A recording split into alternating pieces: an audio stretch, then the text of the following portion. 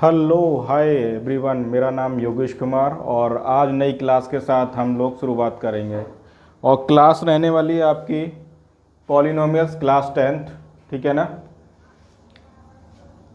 आज नई टॉपिक पे बात करेंगे और बहुत बेसिक बातों पे ध्यान देंगे। क्लास 10th का चैप्टर आपका पॉलिनोमियल्स।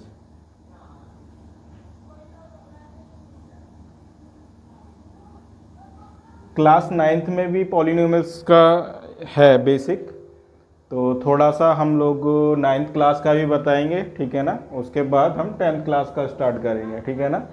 इसी में हम थोड़ा इंट्रो दे देंगे 9th क्लास का, तो आप लोग बने रहिए। ठीक है। तो पॉलिनोमियल्स यानी कि मैं इंट्रो दे दूं, इसका इंट्रोडक्शन कर दूं। Poly and नोमियल। पॉली का मतलब होता है मैनी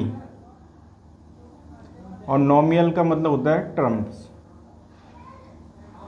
इन दो शब्दों से मिलके हम बोलते हैं पॉलिनोमियल। ठीक है ना। पॉलिनोमियल एक एल्जेब्रिक मैथमेटिकल एल्जेब्रिक एक्सप्रेशन है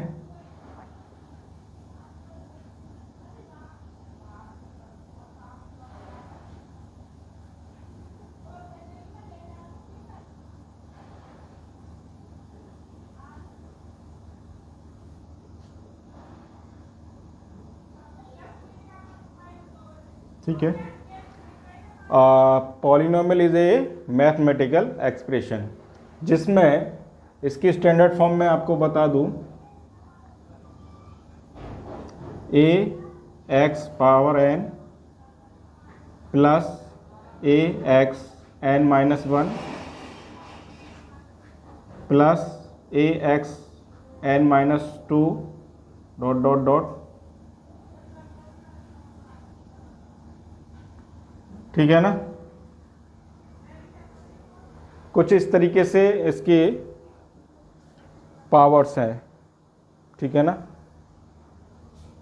या ले लो तो ए यहाँ पर क्या है, कांस्टेंट मतलब वेरिएबल है,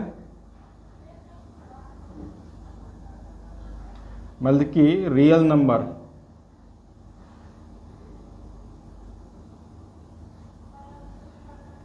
रियल नंबर्स हैं। ए यहाँ पर कोई भी कांस्टेंट नंबर्स हो सकते हैं। यहाँ पर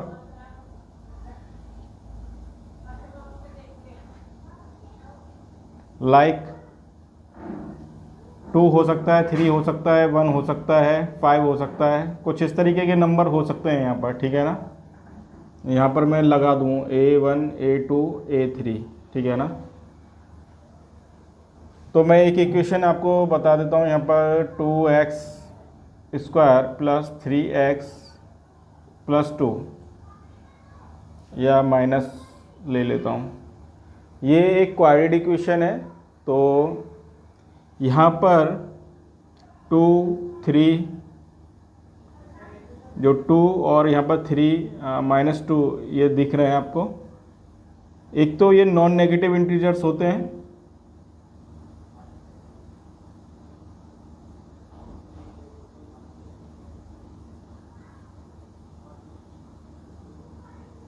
ठीक है ना। x यहाँ पर x जो है वो एक वेरिएबल है। ठीक है ना। और 2, 3, 2 ये रियल नंबर्स भी हैं। क्या हैं ये? रियल नंबर्स हैं। जबकि इसमें प्लस और माइनस ये क्या हैं आपके ऑपरेटर। प्लस और माइनस क्या है आपके यहाँ पर ऑपरेटर। ठीक है। अगर एक्स स्क्वायर का जो कॉफिशेंट होगा, ये हम 9th में हम लोगों ने पढ़ रखा था कि एक्स स्क्वायर का कॉफिशेंट पूछते थे। तो यहाँ पर एक्स स्क्वायर का कॉफिशेंट कौन है? 2। और यहाँ पर एक्स का कॉफिशेंट कौन है? 3। तो जो प्लस और माइनस हैं ये ऑपरेटर हैं, और एक्स स्क्वायर का कॉफिशेंट 2 है, एक्स का कॉफिशेंट 3 है और 2 यहाँ पर कांस्टेंट है। ठीक है ना। इसकी जो स्टैंडर्ड फॉर्म है वो a x square plus b x और प्लस सी है, ठीक है ना। और 2 और 3 और ये 2 ये क्या है, रियल नंबर्स हैं। क्या है ये यहाँ पर, रियल नंबर्स। और रियल नंबर्स कैसे हैं यहाँ पर, नॉन नेगेटिव इंटीजर्स, ठीक है ना। कैसे हैं यहाँ पर नंबर्स, नॉन नेगेटिव इंटीजर्स, ठीक है। आप लोग इसे नोट कर लीजिएगा, फिर मैं इसे मिटा देता हूँ।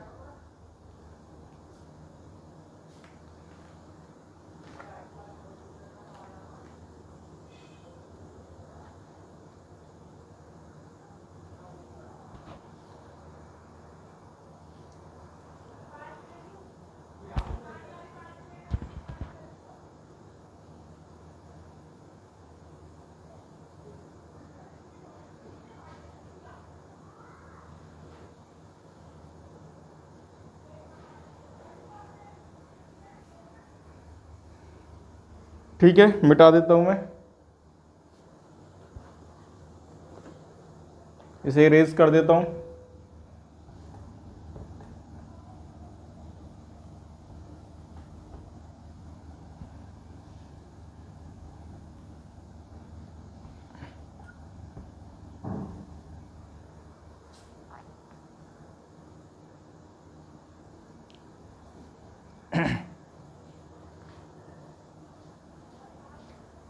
नाइन्थ में हमने पढ़ा था मोनोमियल, बाइनोमियल और ट्राइनोमियल।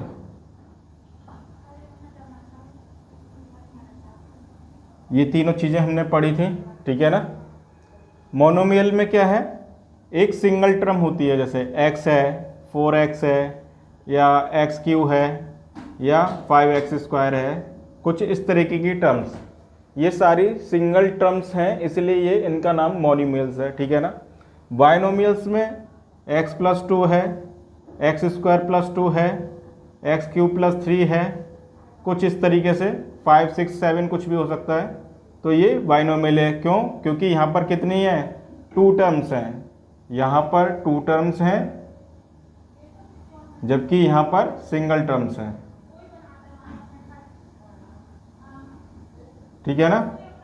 ट्राइनोमियल, ट्राइनोमियल में 3 टर्म्स होंगी, x² + 5x + 6, 2x² + 3, x + 1, कुछ इस तरीके से। ये क्या है, ट्राइनोमियल। इसमें कितनी टर्म्स हैं, 1, 2, 3, ठीक है ना, 1, 2, 3।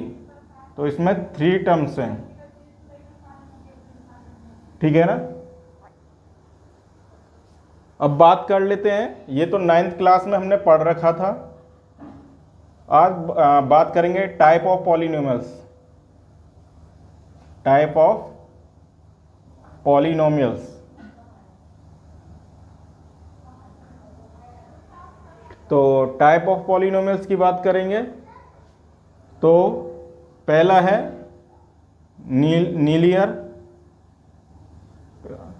पहला हम ले लेते हैं कांस्टेंट पॉलिनोमियल्स।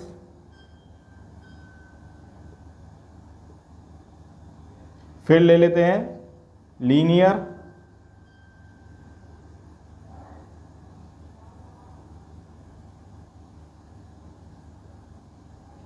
और तीसरा ले लेते हैं क्वाड्रेटिक,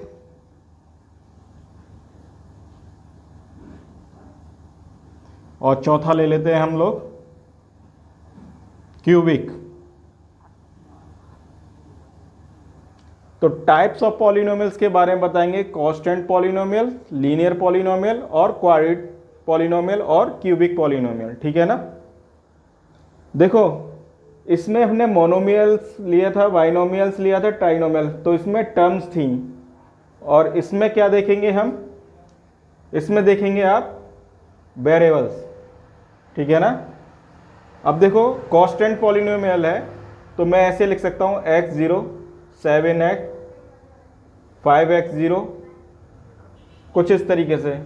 यहाँ पर x 0 डिग्री हमने पढ़ा है, एक्सपोनेंट्स अगर 0 है पावर तो कितना आता है हमारा 1। ये हम एक्सपोनेंट एडिटिव जो पढ़ाए थे उसमें दे रखा है, ठीक है ना। तो आपका ये कांस्टेंट पॉलिनोमियल है, क्योंकि कांस्टेंट पॉलिनोमियल में क्या है कि ये कांस्टेंट ही रहेगा, क्योंकि 7 इंटू क्या है 1, क्योंकि x 0 की वैल्यू 1, तो ये कांस्टेंट पॉलिनोमियल हो गया। अब बात करेंगे लीनियर पॉलिनोमियल। लीनियर पॉलिनोमियल क्या हो गया तुम्हारा x प्लस 5 और x प्लस 6, ठीक है ना, या फिर x, ठीक है। लीनियर पॉलिनोमियल में डिग्री, यहां पर डिग्री कितनी है आपकी 0, जबकि लीनियर पॉलिनोमियल की डिग्री कितनी है, एक्सपोनेंट डिग्री देखते हैं इसमें हम लोग, क्या देखते हैं एक्सपोनेंट डिग्री। एक्सपोनेंट डिग्री कितनी है यहां पर 1, तो डिग्री 1 जहां होगा, अगर डिग्री 1 है तो लीनियर पॉलिनोमियल। अगर मैं यहां बोलूं कि x square plus 5x plus 6, यहां पर पॉलिनोमियल की वेरिएबल की डिग्री कितनी है 2, एक्सपोनेंट 2 डिग्री है, तो ये क्वाड्रेटिक पॉलिनोमियल हो जाएगा। क्या हो जाएगा, ये क्वाड्रेटिक पॉलिनोमियल हो जाएगा। और इसकी डिग्री कितनी है बेटा 2, इसकी डिग्री कितनी है 2।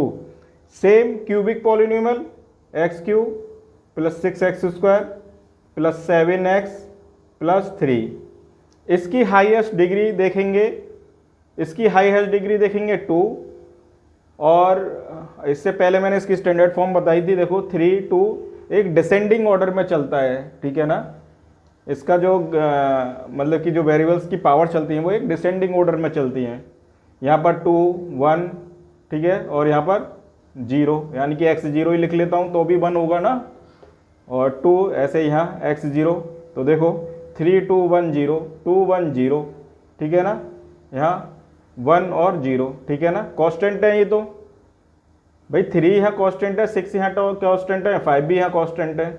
तो हाईएस्ट डिग्री कितनी है इसकी 3, तो ये क्या है क्यूबिक, इसकी डिग्री कितनी है बेटा 3, तो ये क्यूबिक पॉलिनोमियल्स है, ठीक है ना। नोट कर लो, फिर मैं इरेज करता हूँ इसको, ठीक है ना। बहुत बेसिक मैं बता रहा हूँ, क्योंकि आप लोग जो भी बच्चे कंपटीशन की भी तैयारी कर रहे हैं ना, उनके लिए भी बहुत फ़ायदे की वीडियो है ये, क्योंकि बहुत बेसिक लेवल पढ़ा रहा हूँ मैं इस पर, और बहुत ही थ्योरेटिकली पार्ट है, बहुत ही ओपनली मैंने इस चीज़ को इस पर किया है। तो आप लोग अच्छी तरह से इसको नोट डाउन कर लें और अपना इसको सीखें, ठीक है ना। तो बहुत ही आपके लिए हेल्पफुल रहेगा ये वीडियोस, ठीक है।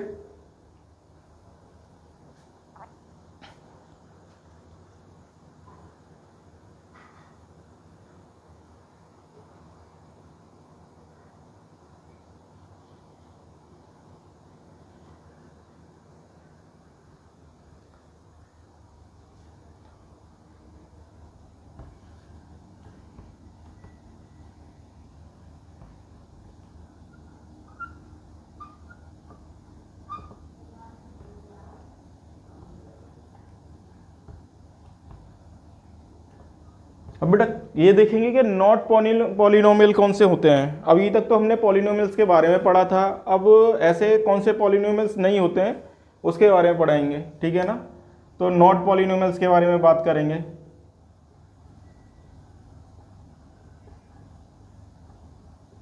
नॉट पॉलिनोमियल्स कौन से होते हैं, जो एक्स इनवर्स की पावर नहीं होनी चाहिए और रूट में नहीं होना चाहिए एक्स, ठीक है ना।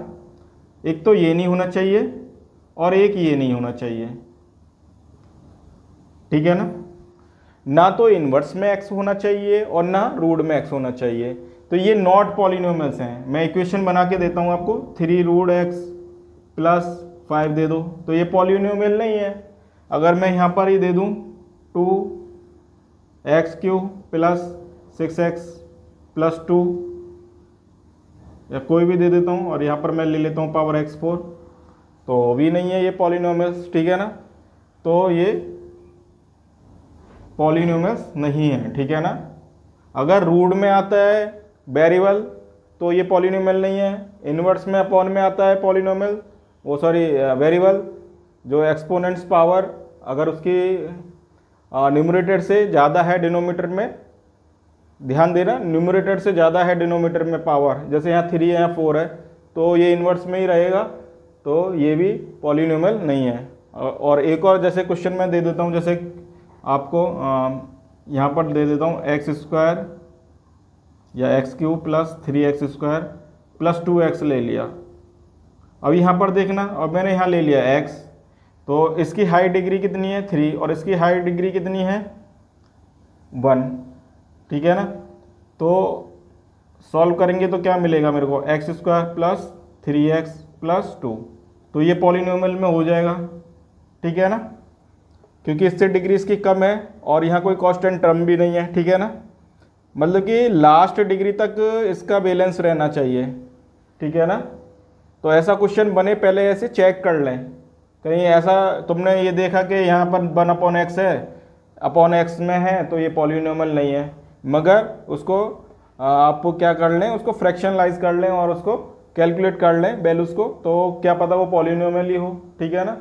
मगर हाँ ये पक्का है कि अगर ऊपर रूट की वैल्यू है, रूट में कोई वैल्यू है, यानी कि वेरिएबल कोई रूट में है, कांस्टेंट रूट में हो कोई परेशानी नहीं है, मैं बोलूँगा √3x square plus 5x plus 1 ये पॉलिनोमियल है, क्योंकि वेरिएबल नहीं है, कांस्टेंट में कांस्टेंट है रूट में, वेरिएबल नहीं है, वेरिएबल नहीं होना चाहिए। अगर वेरिएबल है जैसे ये है तो ये पॉलिनोमियल नहीं है, ये पॉलिनोमियल है क्योंकि इसमें कांस्टेंट टर्म है, जो रियल नंबर है वो रूट पे है, बाकी एक्स स्क्वायर वेरिएबल नहीं है इसमें रूट में, ठीक है ना।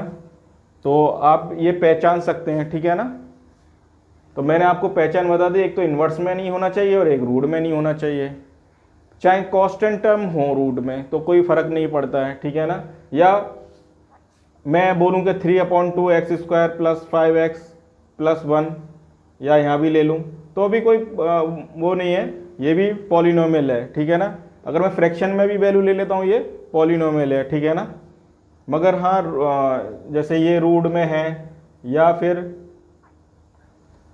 इन्वर्स में है तो ये पॉलिनोमियल नहीं है, ठीक है ना।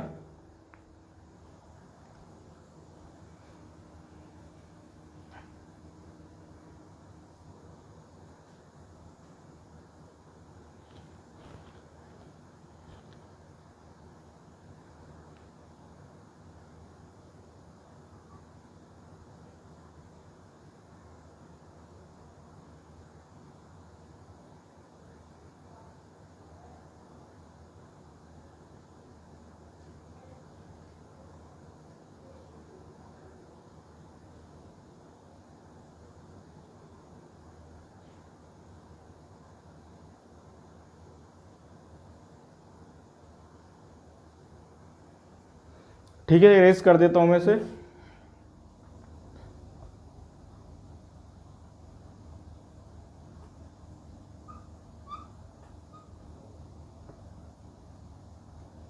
थोड़े से ग्राफ की बात कर लेते हैं, ठीक है ना, बेसिक ग्राफ की बात कर लेते हैं, क्योंकि वो तो कॉनिक सेक्शन हम 12th में एडवांस में पढ़ेंगे, मगर यहाँ जितना यूज है उतना ही पढ़ेंगे, ठीक है ना। थोड़े से ग्राफ से हम बेसिक नॉलेज ले लेते हैं। अब जैसे आपका लीनियर पॉलिनोमियल है, ठीक है ना, आपका लीनियर पॉलिनोमियल है,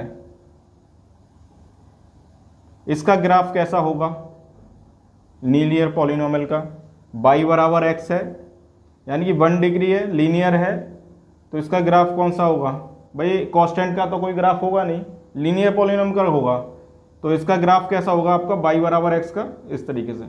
क्यों होगा, यहाँ पर क्या है, ऑरिजिन पॉइंट है आपका 0,0, क्योंकि मैं x की वैल्यू 0 लूँगा। अगर मैंने छोटा सा एक टेबल बना लूँ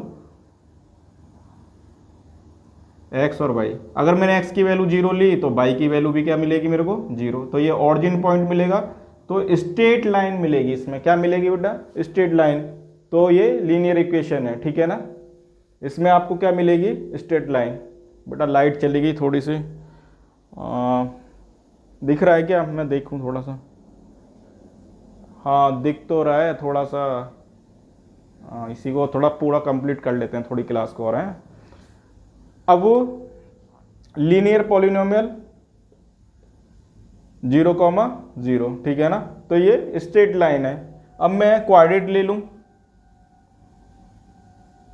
क्वाड्रेटिक कैसा होगा आपका, इस वाला ले लेता हूँ a x square plus b x plus c, या यहाँ पर कोई भी ऐसी इक्वेशन ले लेता हूँ 2x² प्लस 6x प्लस 2। ये मैंने ऐसी इक्वेशन मान ली, मगर मैं इसके अकॉर्डिंग चलूँगा, ठीक है ना। आपका क्वाड्रेटिक जो होगा उसका ग्राफ कैसे होगा, पैराबोला। क्या होगा, पैराबोला, यानी कि कुछ इस तरीके से। ये कौन सा होगा, यानी कि y बराबर एक्स स्क्वायर।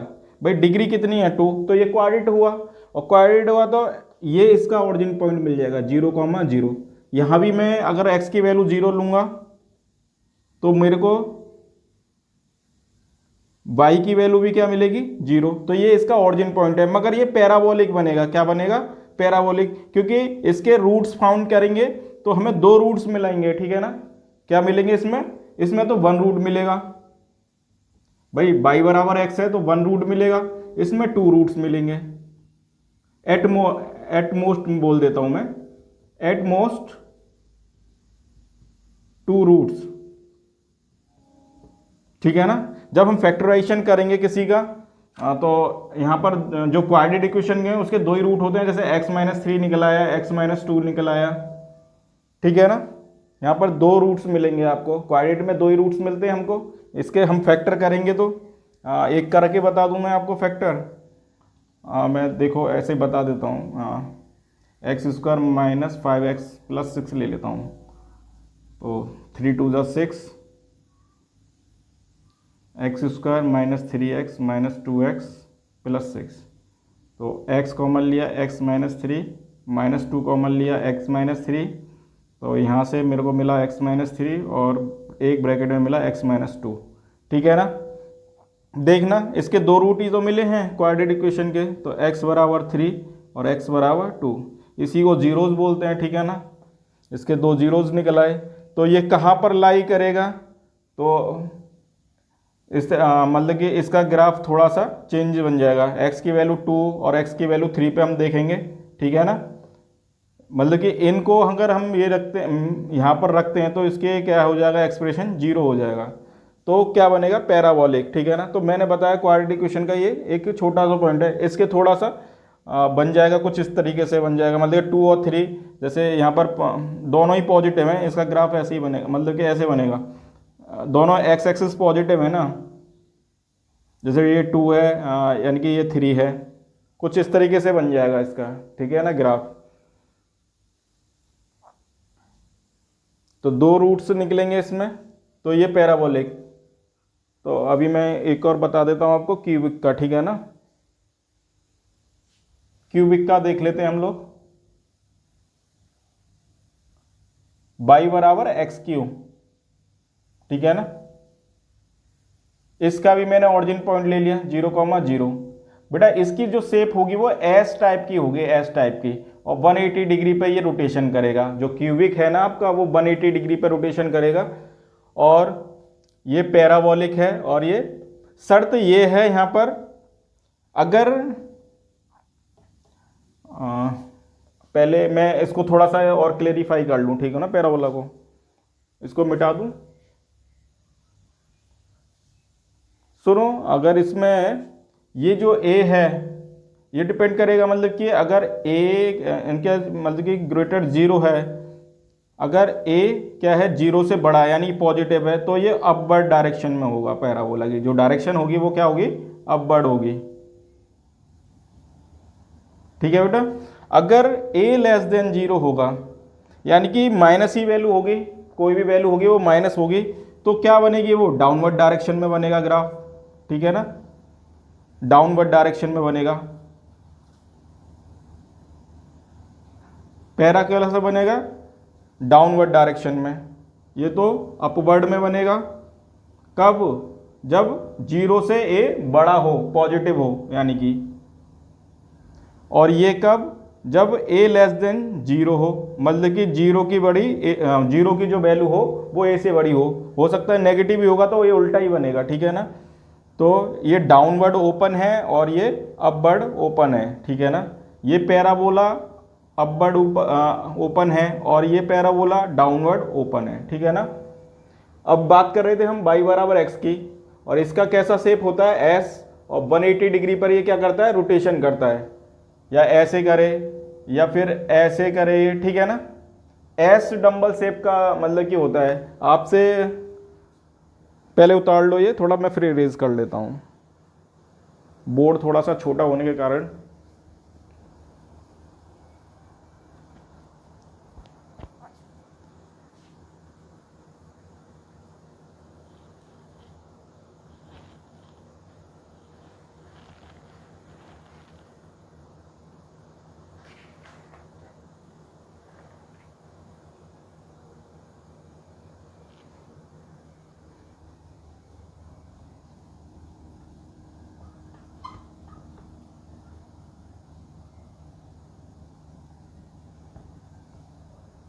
टेंथ में या कंपटीशन में ऐसा क्वेश्चन आ जाता है कि वो ऑड फिगर दे देगा आपको, उसने दे दिए पैराबोला के, दे दिए फिगर, ठीक है ना, कुछ इस तरीके से, और एक दे दिया ऐसा। तो वो बोलेगा कि बताइए इसमें क्यूबिक रूट्स कौन सा है, क्यूबिक का कौन सा है, तो ये आप लगा देंगे। एक और फिगर दे देगा तो पूछ लेगा क्यूबिक रूट्स कौन सा है, या फिर आपसे पूछ ले इसी में ऐसे करके कहीं एक इंटरसेक्ट कर रहा हो कोई लाइन पे, स्ट्रेट लाइन, पूछ लेगा कि इसमें लीनियर का कौन सा है, तो आप लीनियर का लगा दोगे, ये लीनियर का है। 4 ऑप्शन दे सकता है, आपसे पूछ सकता है कि क्यूबिक का ग्राफ बताइए, इसमें क्यूबिक का पूछ सकता है, लीनियर का पूछ सकता है, और पैराबोला का आप जानते हो क्वाड्रेटिक बोलेगा, पैराबोला तो नहीं बोलेगा, वो बोलेगा क्वाड्रेटिक इक्वेशन को कौन सा शो करता है इसमें, तो ये है। तो ऐसे ऑप्शन आ जाएंगे, इसमें 3 क्वेश्चन बन गए। अगर ऑड, एक ऑड दे देगा उसमें, ठीक है ना, या फिर 3 पैराबोला ना दिया, एक स्ट्रेट बना दिया, तो ऐसे क्वेश्चन भी आ जाते हैं। तो नोट कर लें इसको, ऐसे क्वेश्चनों को।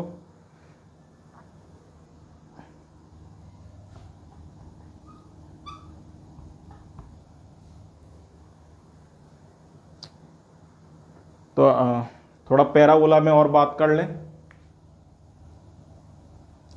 केस ले लेते हैं, फर्स्ट केस, सेकंड केस और थर्ड केस।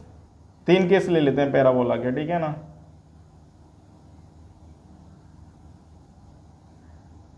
फर्स्ट केस में पैराबोला ले लेते हैं आपका कुछ इस तरीके से,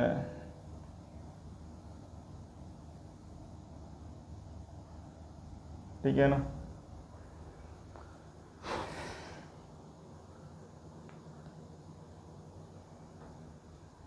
ठीक है, अब देखिए इस ये दो, मतलब कि ये वाली जो तो तुम्हारी लाइन है वो एक्स एक्सिस है और ये वाई एक्सिस है, ठीक है ना। तो ये 2 डिस्टिंक्ट पॉइंट है, इसमें क्या है, 2 डिस्टिंक्ट पॉइंट है। मैं ए, या हाँ ए डैश मान लेता हूँ, ये 2 डिस्टिंक्ट पॉइंट है।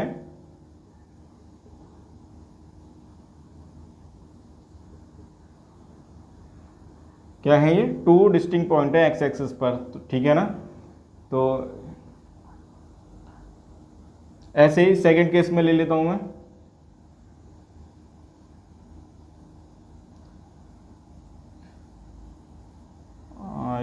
एक ऐसा ले लो,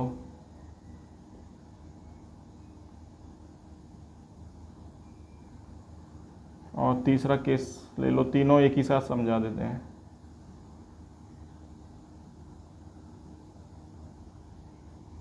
देखो ये एक्स एक्सिस से नहीं इंटरसेक्ट है, तो इसमें दोनों केसेस ये हैं, इसमें मतलब 2 डिस्टिंक्ट पॉइंट्स हैं, तो 2 जीरोज होंगे इसमें, ठीक है ना।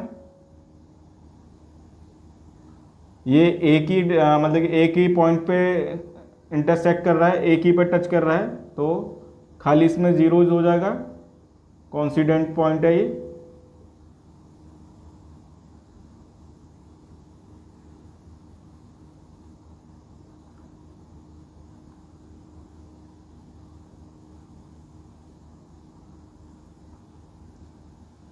और देखो ये इंटरसेक्ट ही नहीं कर रहा है एक्स एक्सिस को, ठीक है ना, ये एक्स एक्सिस को इंटरसेक्ट ही नहीं कर रहा है, ठीक है ना, तो नो जीरोज। इसमें क्या आ जाएंगे बेटा, नो जीरोज, क्योंकि एक्स एक्सिस को इंटरसेक्ट ही नहीं कर रहा है ये, ठीक है ना। तो तीनों डायग्राम्स आपके एनसीईआरटी बुक में भी दे रखे हैं, तो इनका समझाने का मतलब यही है कि टू जीरोज के लिए 2 पॉइंट पे इंटरसेक्ट करना चाहिए एक्स एक्सिस पर, ठीक है। कहीं भी करे, या इस वाले लाइन करे, इसमें क्वाड्रेंट पे करे या इस क्वाड्रेंट में करे, 2 डिस्टिंक्ट पॉइंट होंगे, तो 2 जीरोज कहीं ना कहीं हो। ये जैसे ये 2 है तो वो सॉरी ये 2 है तो ये -2 हो, ठीक है ना। तो ऐसे ये एक ही पॉइंट पे इंटरसेक्ट, कॉन्सिडेंट पॉइंट बोलेंगे, 1 जीरोज होगा इसमें, ठीक है ना, एक ही रूट्स होगा। और यहाँ पर नो जीरोज होंगे, ठीक है ना, कोई भी जीरोज नहीं होगा यहाँ पर।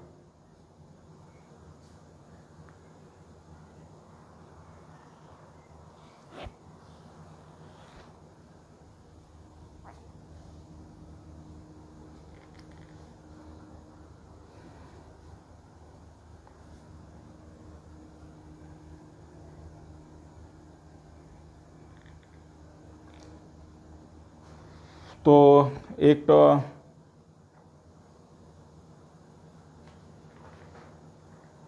आपके एक स्टैंडर्ड फॉर्म ले लें ना क्वेश्चंस की।